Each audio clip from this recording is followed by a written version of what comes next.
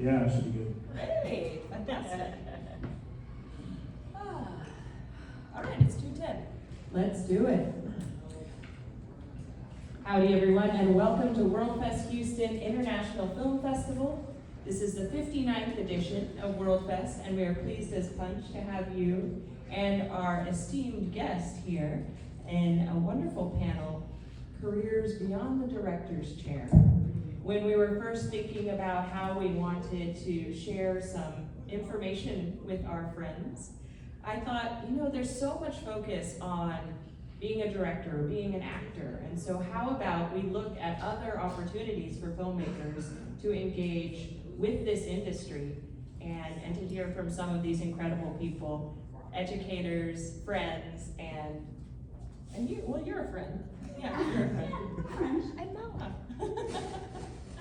So we have a wonderful lineup here, and you're introducing them. So Yes. I don't have to do that. We don't, yeah, we don't. Wow. Well, I just want to welcome you. This is a wonderful day 4 of 10 days here at Worldfest Houston. We have a great selection for you today, kicking us off with this seminar.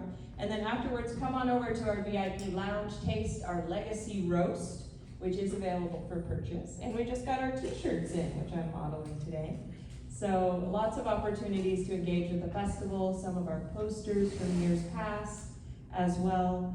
And then this afternoon, we start off our screenings at 4 o'clock with Dancing with the Elephant, a lovely film, and some other, I know pasta follow. My brain's a little mashed potato. Yeah, that's the next one at 6:30. Crawling Crows at 7, and The Devil's Handshake, a brilliant documentary with the filmmaker in attendance. So come one and come all, see some great movies, and thank you so much for being here.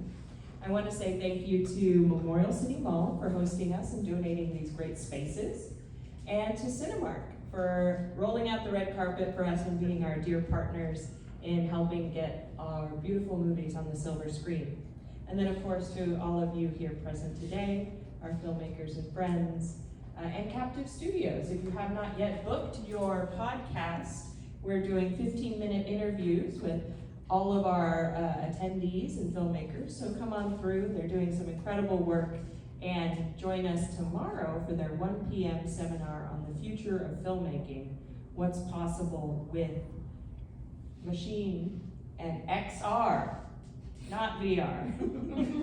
I'm learning all the differences here, and that's what this is. This is a space for learning, for expansion, for growth, and I hope that you enjoy what I know will be a wonderful conversation here today.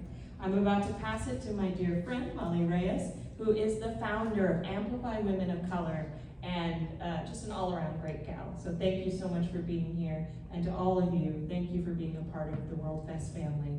We're so grateful that you're here, and let's enjoy a panel discussion on careers beyond the camera. Thank you. Thank you. Let's hear it for Miss Katie Cannon. All right. So we want to make this interactive. We want to make this engaging. So I'm starting with questions for the audience. Raise your hand if you are in a career adjacent or film adjacent career. Do anybody here in a film adjacent career? Okay. Raise your hand if you want to be in a film adjacent career. Oh, okay. Now, last question. Raise your hand if you're currently seeking opportunities in a film adjacent career. Okay, now this is important. This is about networking and connecting. So those people that raise their hands, make sure you chat with them later to see what opportunities they're seeking. Wait, are we good, Doris? Your mic. Yeah, just keep it up. Oh, okay. Yeah. Okay. So it is my great honor to be the moderator of this panel. This is actually my first film festival ever, and I have been embraced with open arms and so much joy, and so I've just been thrilled to be a part of this, and I know today's discussion is going to be super informative and engaging. So as a form of introduction, I want to just say the names of my panelists, and then each one will introduce themselves. So here to my, let's see, what is this hand? Left, right, left. I have to look at, I have to raise them Me too. too. So this is Miss Lamonde Howard, and next to her is Keith Haupt, and then we have Christian Webster and Chris Nolan. And so we'll just go down the line and answer this first question of the panel. What does your day-to-day role actually look like? And what would surprise people about it? Miss Lamonde. No day is ever the same. Even though I have classes, so I teach television and film production at Texas Southern University, and then I teach other communication titles at San Jacinto College. So it's never a dull moment for me, but I never left the set. So I moonlight, and I do a lot of video production work on the side. So that's what I do. Keith. The same, no day is exactly the same. I teach at University of Houston and have been there for a very long time.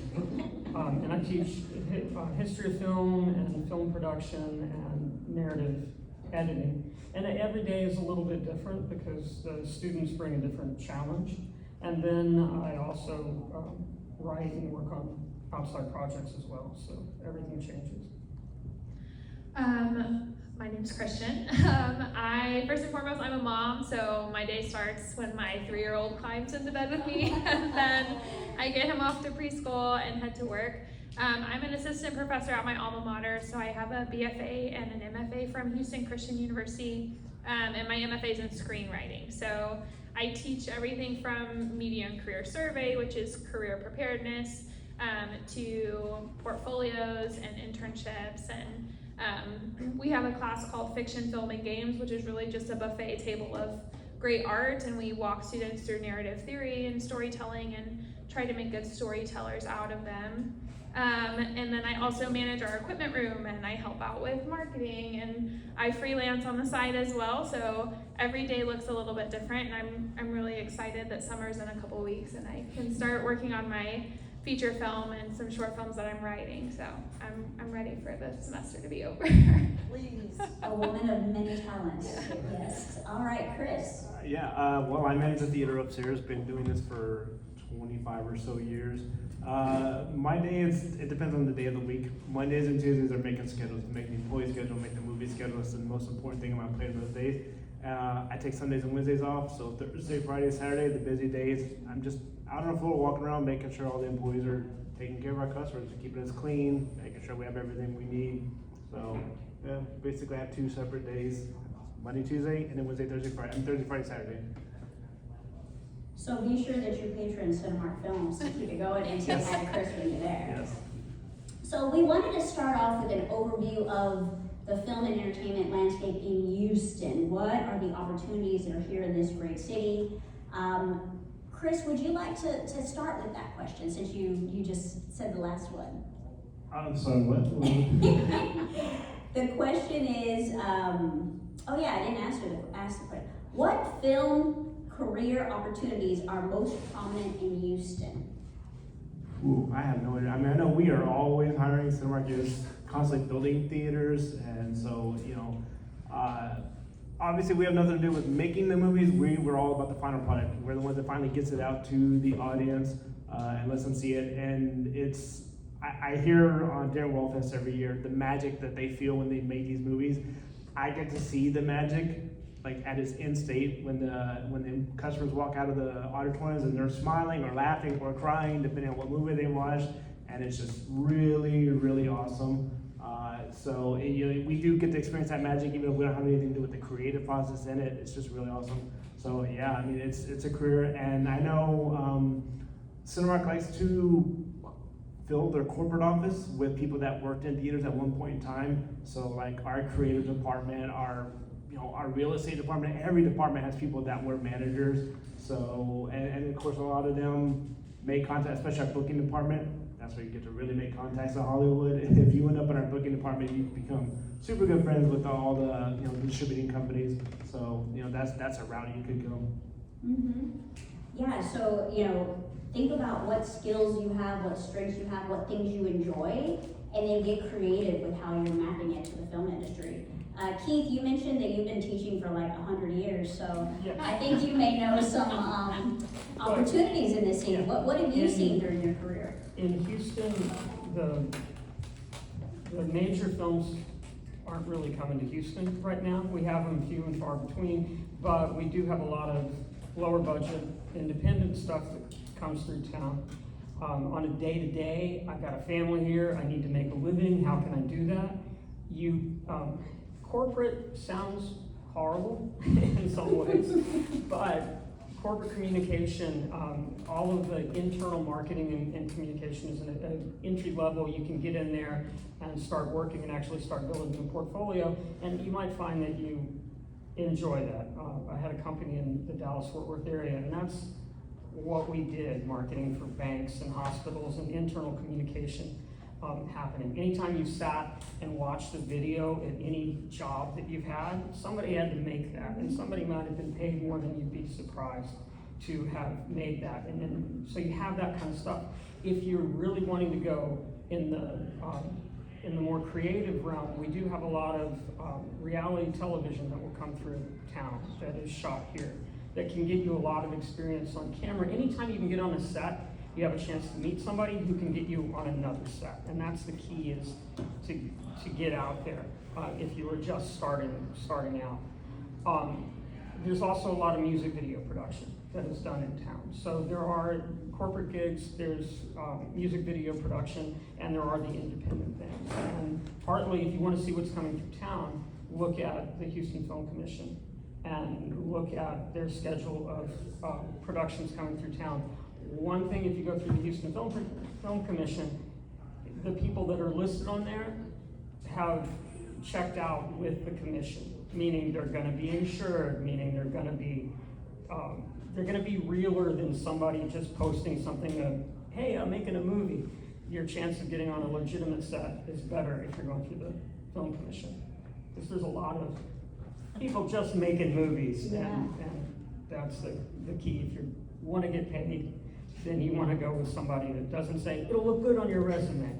I always walk away from anybody who that's all they can promise is. On a film set, nobody's looked at your resume. They looked at what did you do on that film. So. You know, that is a great segue to our next question, which is, how did you get your first real opportunity, and what would you do differently if you had to start over today? Lamonde, let's start with you. I knew she was going to call my name. I was trying to look away. My first opportunity came right out of, so I went to the Texas Southern University. We have a wonderful film school there. There are amazing professors there that are also in the industry. And so I went back as an adult learner.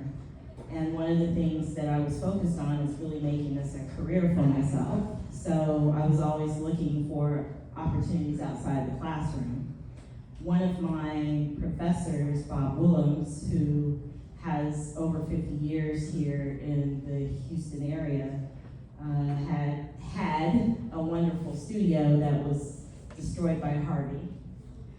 But he would have independent filmmakers come through and say, hey, we'd like to make a movie, we'd like to use your studio space. And so that was my very first opportunity to be a UPM, to be a production manager, because he told them, I've got a student that she's just amazing, she can do this. I had really no idea, but I've done project work.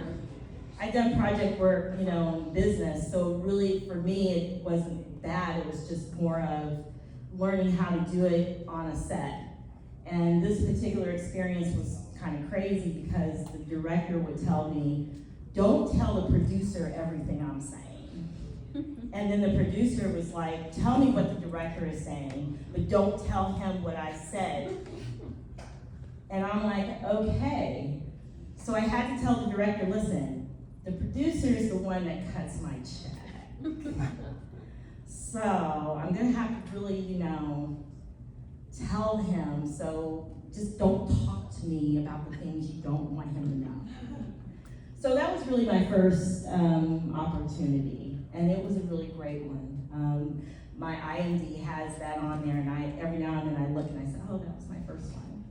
Yeah. Nice. Yeah. Well, and on our prep call, Lamonde talked about how important it is to raise your hand and take advantage of those opportunities, particularly as a student. Yes. So yeah, thank you for sharing that. Christian, other thoughts on how you got your first experience? Yes, I remember it was a wedding gig, right? Yeah, the first gig I ever got money for was one that a faculty member, I was a student at the time, he was like, hey, I need a second shooter for this wedding, I'm freelancing, and I was like, sure, I'll show up, I'll be there. Don't rely on me too much to get the money shot, but like I'm coming, I'll be present. And so that was, to be trusted with something like that, I really took that to heart. And after I graduated, I started my own small business, and that was kind of the first, I was familiar enough. I feel like once you do one wedding, you know what not to do, and you can kind of shoot them all. So I've done dozens of weddings, and then I also had the opportunity in undergrad to work on a documentary and to write and produce that as well. It's actually my foray into the Worldfest, because we got a Remmy Award for that a long time ago. So I just kind of took those opportunities and ran with them, and I think showing initiative is really important. And now it's cool because I get to be a professor, and I've actually sent a client to one of my top performing students as well for freelance work. So it's cool to be able to pay that back in the same way. Mm-hmm. And the second part of this question is, what would you have done differently if you had to start over? And I know on the call you said you thought you stayed in wedding event I filming did. for too long, right? Well, Say more. Financial stability is really important to me. Just based on how I was raised, I like having a paycheck that I know is coming. So I was working full time and then giving up my weekends to freelance weddings a lot. And I do wish that I had funneled that energy into more of the narrative fiction side of filmmaking. So when I went back to get my MFA in screenwriting, I've kind of done it in reverse. I'm teaching something, but I don't have as much on-set experience as I want to have. And so this summer I'm actually actively looking for sets to be on, because I want to know what I know, and I want to know better. I know the storytelling side, but I want to know the production side more, so I can share that with my students.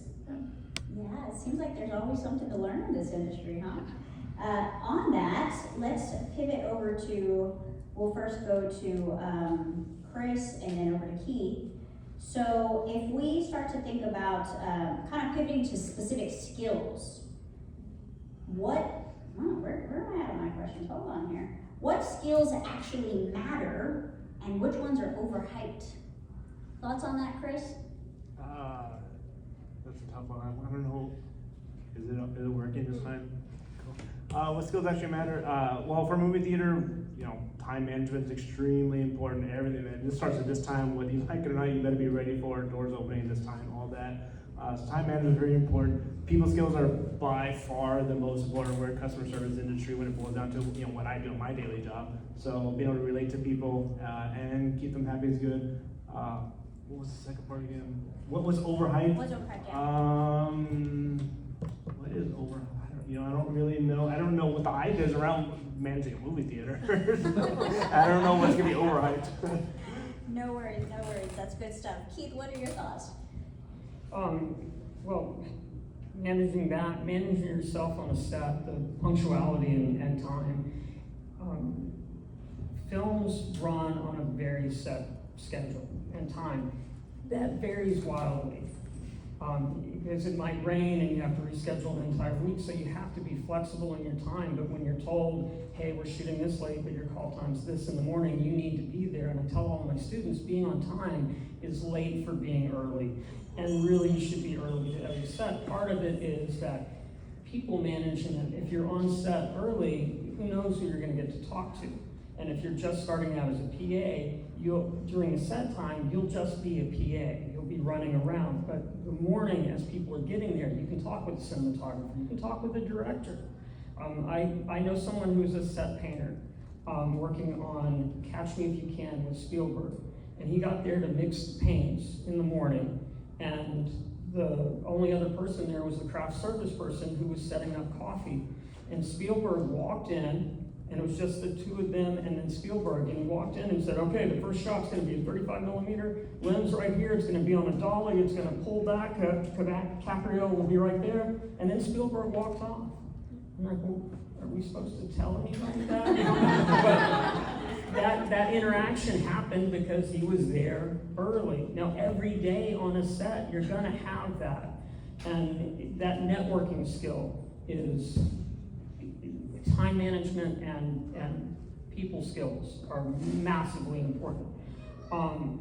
The idea of being the most talented person in the room, talent carries you to a certain point, but if you're talented and a complete a-hole about your talent, at a certain point people stop hiring you.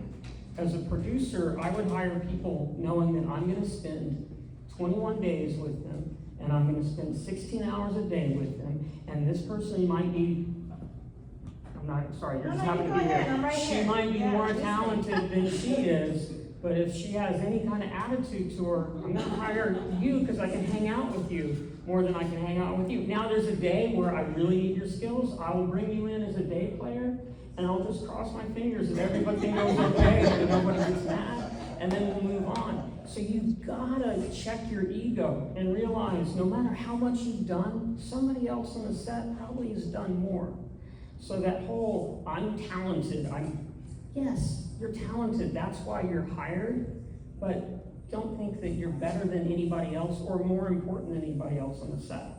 Because the person who seems to have the most menial job to you, all right, in student production, I know I'm long-winded, in student production, sound can often be the person who's like, oh, I just gotta hold the boom. So many student films are terrible because the sound is bad. Because that person holding the boom who thought they were worthless wasn't paying attention, did a bad job. Bad sound can ruin, doesn't matter how great your picture is. So everybody is massively important, every job you do. And by the way, if you're a tall person with upper body strength and can hold a mic steady, you're gonna be employable everywhere. Forever. Leverage your natural abilities is what he said. And actually, this reminds me of a comment from Jaylene Mack yesterday in yesterday's session. She said, control the controllable. There are so many elements in the external environment that are out of your control, but you can't show up you can control when you show up, what time you show up, your accountability, your professionalism, your positivity, your attitude, and these things really differentiate you in the film space. Pivoting to another question, and this one will be for LaMonday, and then we'll go over to Christian. Let's see, where I keep losing my questions. Okay, how important are relationships versus talent in your experience, and how should someone build both strategically? Ooh, okay. So relationships are way more important because they open doors. You can develop talent. So to piggyback off what Keith said, because I have to groom my young filmmakers to and follow the direction of the people who have been doing it for a long time. You're just learning. Yeah, you might know of something better. It might be, you think an f-stop is better this one than that one, but we're going to just stay in our lane, and we're going to do what everyone is collaboratively doing, and you're going to build great relationships because you're focused on what's going on in the moment. So focus on what's happening, process that rather than being right. And those relationships, people will call you. That's why I get phone calls. I'm just driving home and someone will call me and say, hey, we've got a television show that wants to come and record Texas Southern University pageants. You're it. So come help me do this. Because they know that as a producer, I got it, right? That's because of relationships that I built 8-10 years ago, that they know that it's just a phone call and I'll make room for it. Or I will give them someone that's capable of doing the work. So I get those calls too. Because if I can't leave the classroom, because that's bill paying money, then I know and I have a lot of relationships with people that can absolutely fill the role. So that's why relationships are key. Talent is great, because we gotta know what we're doing. But a lot of times on sets, we're educating too. You know, maybe someone got sick, and I need a PA to step up and hold that boom mic and learn the sound levels. So sometimes there's education going on the sets. Yeah. And so what was the second part of the question? How to strategically develop both relationships and your experience. Yeah, all the stuff I just said. Yeah. Well, and as I was listening to LaMonday there, it made me think, we know this phrase, it's not what you know, it's who you know. There's another part to that, it's who knows you. Who's advocating for you when you're not in the room. Christian, any other thoughts to add there? Yeah, I think self-awareness is really important, and it's something that I try to help all of my students with to varying degrees of success. I think you have to really know and be challenged, is that my mic?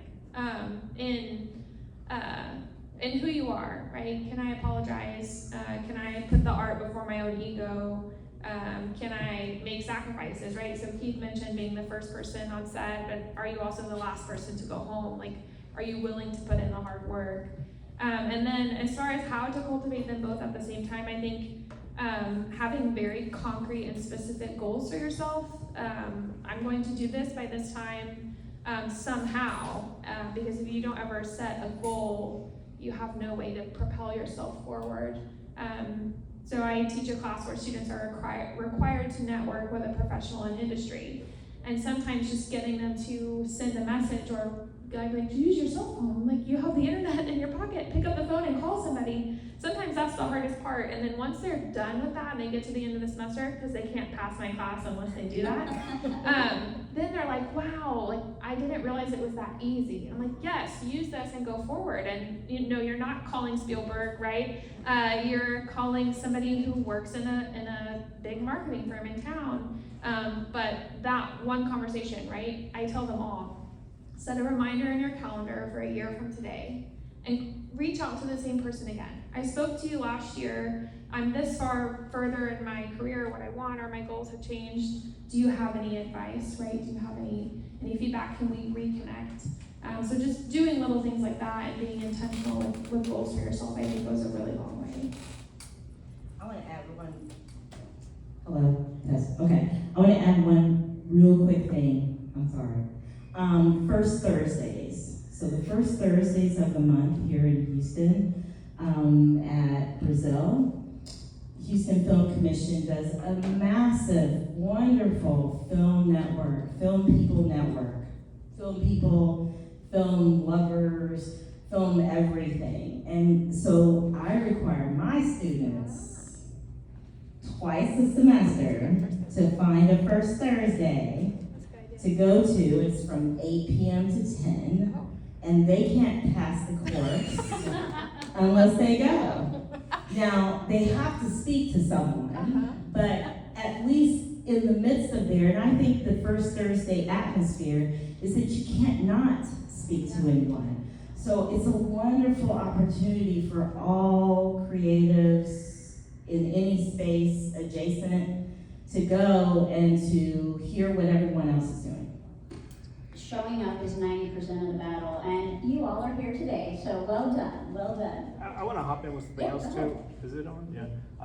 If you end up in the corporate side of this, you better have the talent. The relationship might get you in the door, but if you don't prove to the bean counters that you know what you're doing and can perform, you're not going to last.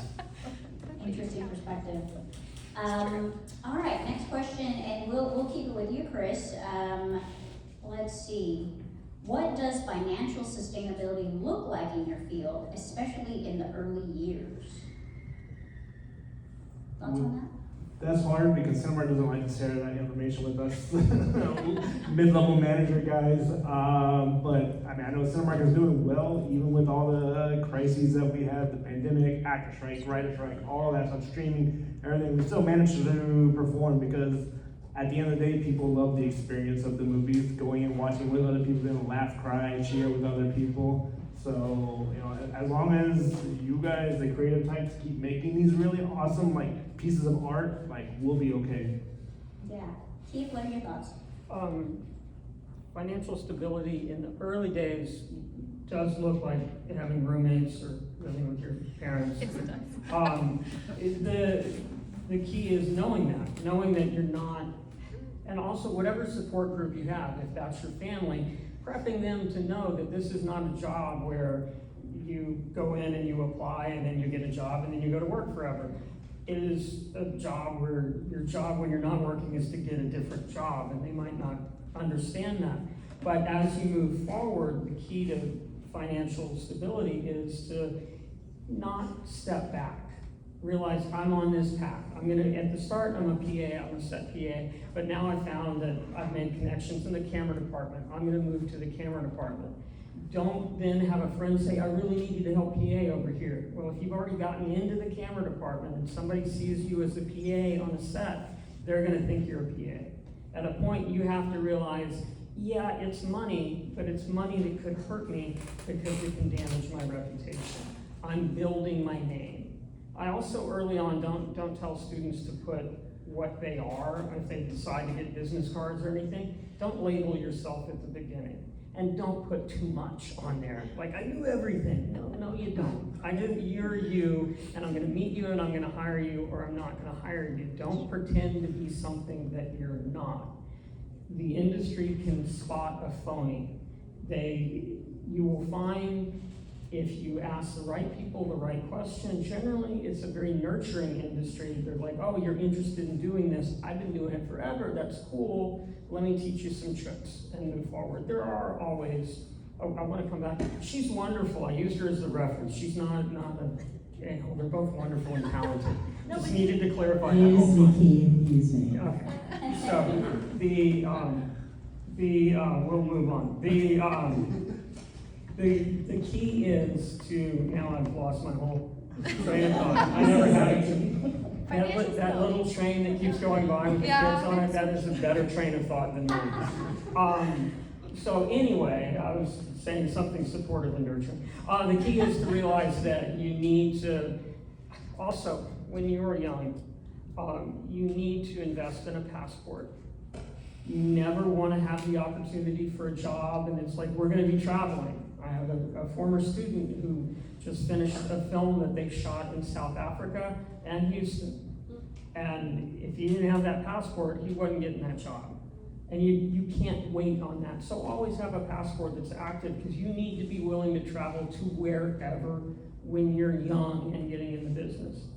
Now, if you've already put roots in the ground, that changes things for you. But if you are young, starting out, then be ready to go where the job is and travel. Yeah, great advice. Okay, so moving on to thinking about what's evolving in this industry. So we'll go Christian and then Chris. What adjacent roles are becoming more important because of changes in media, tech, or audience behavior? Or you can pass if we the look on Christian's face. Well, I was thinking about it, and I don't know that I came up for an answer for like a specific adjacent role. I just think people who can think critically, who can step up, right, and take initiative, and people who understand storytelling, like the way stories work. I just think that's invaluable, regardless of where you are, right? If you're working in marketing, there's still a story to tell. And you have to find the right angle, and there's research and things like that involved. But as far as a specific role, I just think humans are important. So I don't want to lose good storytellers, good humans, wherever we are. Mm-hmm. Chris, are you seeing any changes in the kind of movie space?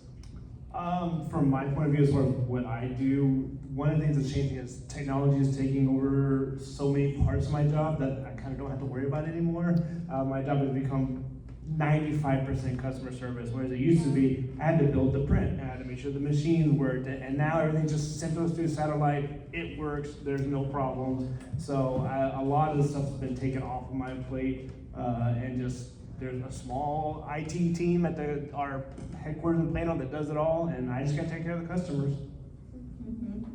Is that related to AI at all? Not yet, but they just literally 2 weeks ago, I was sent a document, how to use AI, you know, at your job ethically and all of that stuff. So it's coming for sure. Uh-huh. And Lamande, maybe you can touch a little bit on AI for this question, but what do people need to know about new media avenues, such as being an influencer? All my students want to be an influencer, but they don't want to do their homework. So, new media is like the big wave.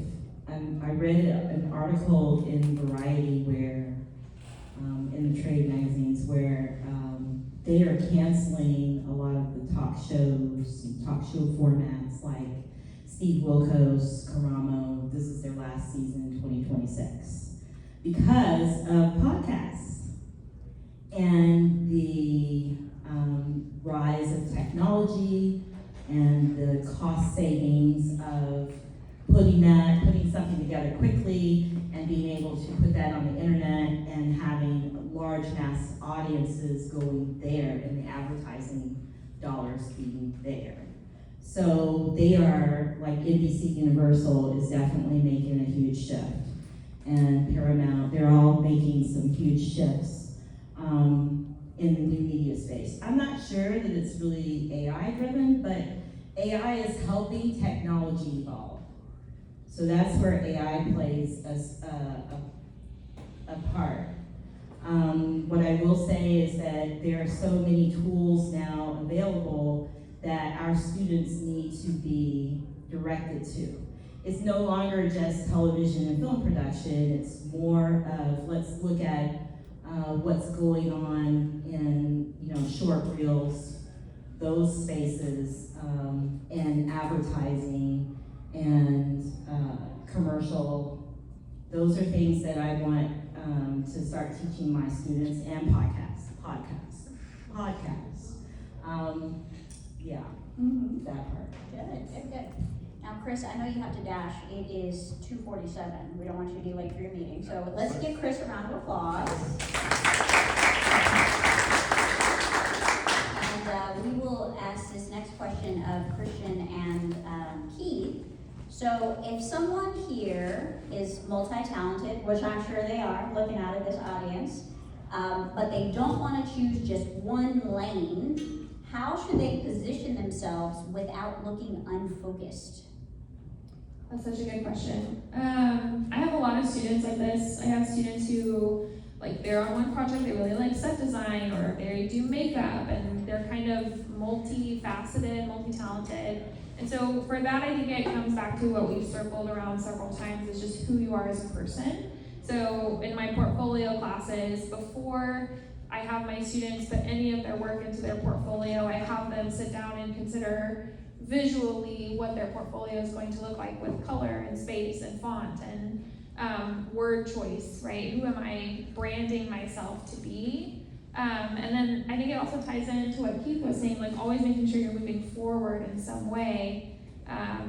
And so helping them kind of figure out what they really want to do, and then what are the periphery things they're also skilled at and have knowledge in. Because sometimes they just don't want to push themselves to do something new because they're comfortable in, well, I've done this before, and I've done this before, and I've done this before. But it takes an extra initiative and courage to say, well, I'm going to go for this thing. And so branding themselves as someone who could do that thing, I think, is important. So, you'll find, especially with YouTubers and influencers and things like that, a lot of times they'll say, check out my other channel. And that's their way of handling that. I do a lot of different things. That they present on one channel this version of me. And then on another channel, this version of me. They don't say, I do all of this, because then the audience that's out there doesn't know where to go to find you. A potential employer doesn't know what you really are. But if they see you doing this, and they contact you about that, then they can learn about the other things you do. So if they say, we're gonna do this, but we also need somebody who can do graphics, I can handle that. Well, they've already hired you because of your camera work, and now you can be their graphics person. So if you're gonna market yourself in those different areas, find those different channels. And then eventually you're gonna have to figure out which one is the most profitable for you. But also, at a certain point in your career, you're gonna have to say, is it profit that matters, or is it the product I'm making that matters? At a certain point, you might say, I can keep doing this, but at the end of the day, I got a lot of money in the bank, but I'm really an unhappy person. I do this, and I love it, and I get home, and I'm happy. I'm not eating a steak, but I'm still eating. Some nights it's ramen, but what I'm making and what I'm creating is what I love. And that can happen. Some people it never happens for. It happened for me, but it can happen out there that you say, I can't do this anymore because it's making me a bad person. I can do this and I'll be much happier.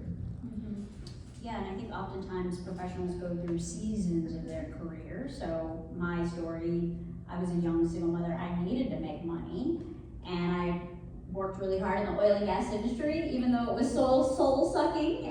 But I kind of got the foundation that I needed, and the skill set and the experience and the network to then pivot into a space that was very fulfilling.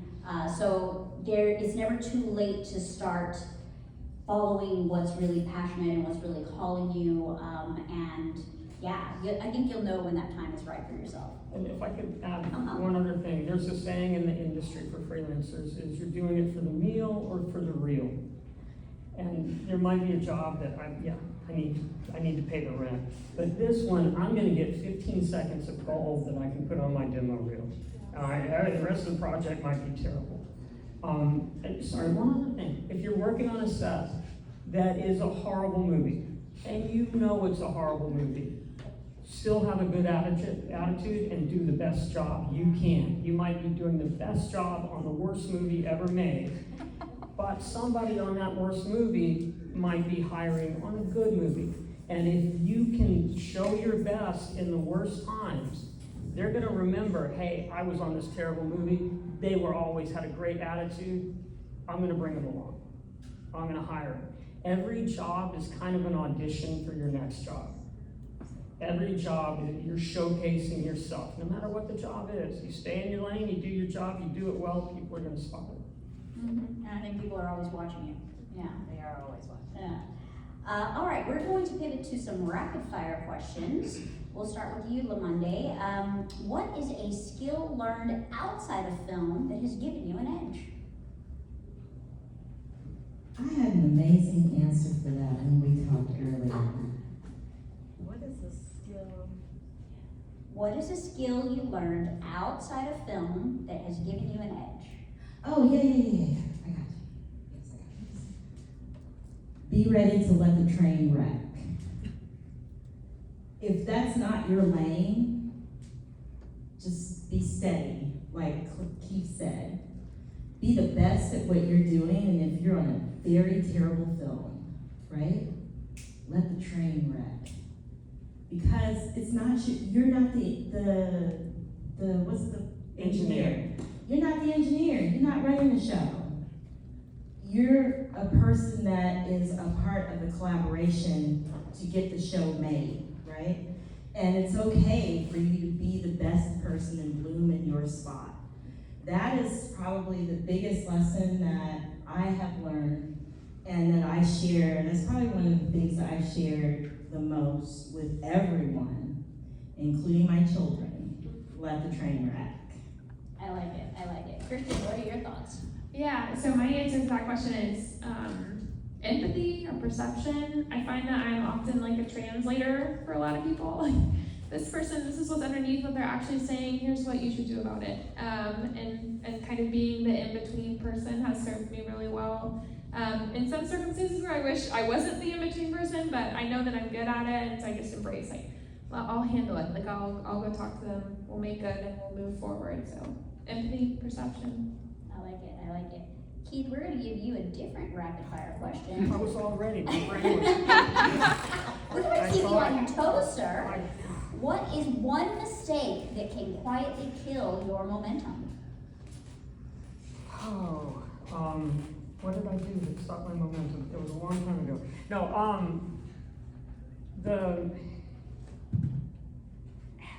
having that bad attitude, having, just showing up and having that bad day and let it,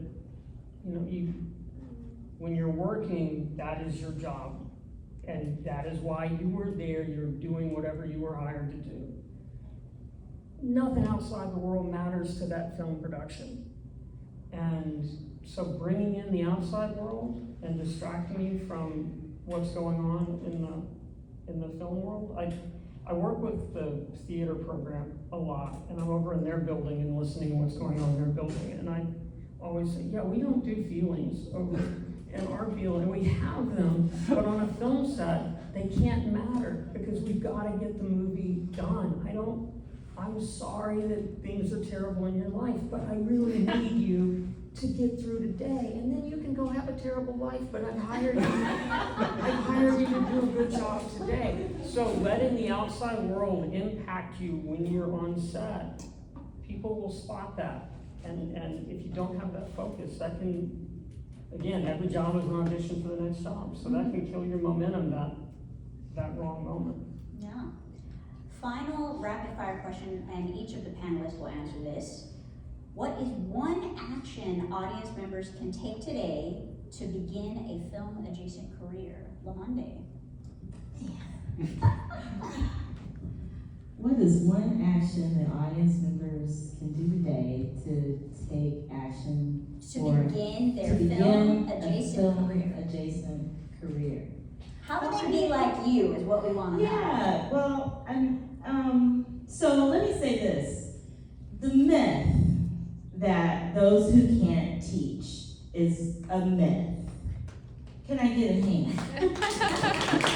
That's a myth, because I can do it, right? But I teach, and I love teaching, even though I'm trying to get out of it.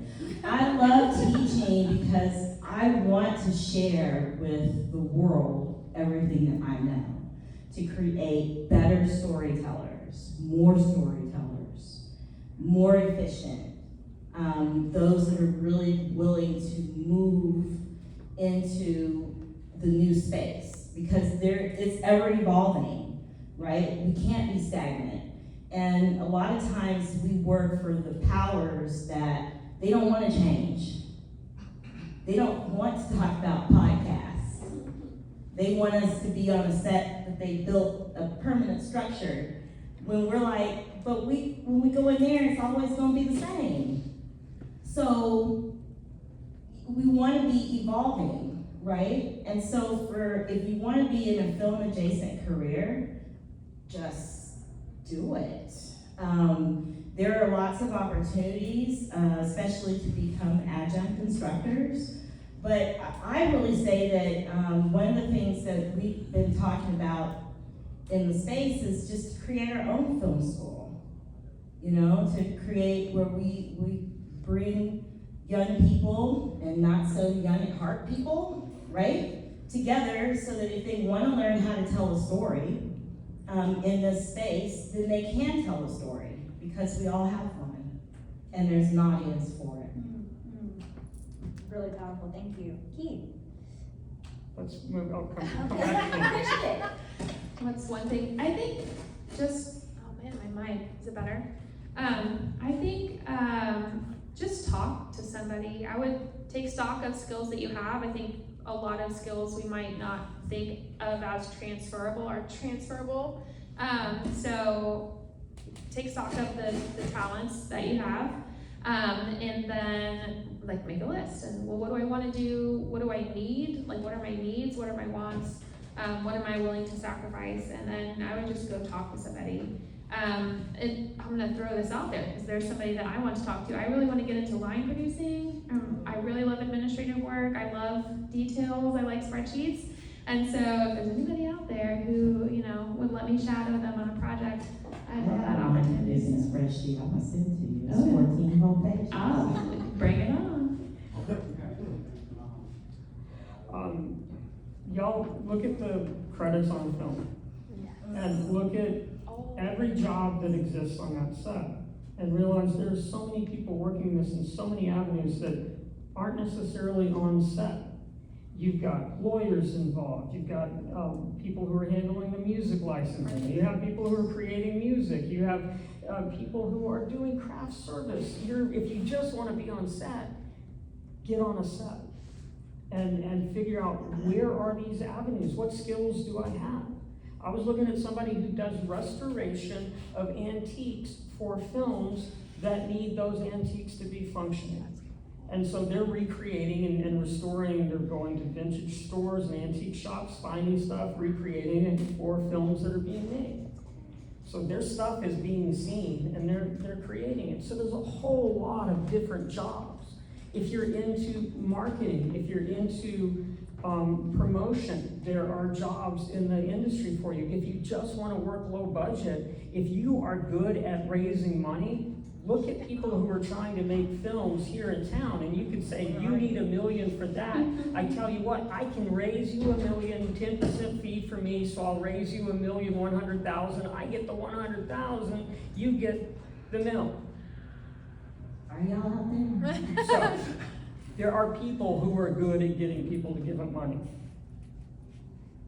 Film industry, film people are not necessarily good at getting that money. So if you are somebody who can partner up and say, I know somebody who wants to invest, you never know. I mean, George Harrison started Handmade Films as a tax shelter because taxes were so high, and he's like, I'm gonna make your movie because I'm hiding my money from. There are so many different avenues for getting people involved in film. But looking at the credits, I didn't know. I mean, the set painter that I mentioned, he worked in Hollywood for years, retired, was in the union, and has his pension, I think, is $100,000. What he did was he showed up on set, and like if this was a scene right now, and they said, we need that a little bit darker. We can't get a flag in here, we can't cut that light. I need that 2 stops darker. He'd mix the paint, make it darker, and then go. He was on set, and there were a whole bunch of cars that were shining. He just ran out with chapstick and put chapstick on 100 different bumpers and cut down the glare. And he's living in Terlingua, Texas right now on a $100,000 a year pension from his union, and he was on set painting. Yeah, so never underestimate the value of your skills. We are at the hour, and so we wanted to give you a little bit of a break because we've been sitting for some time. So we'll have a 10-minute break and then come back here to do audience Q&A. So don't run.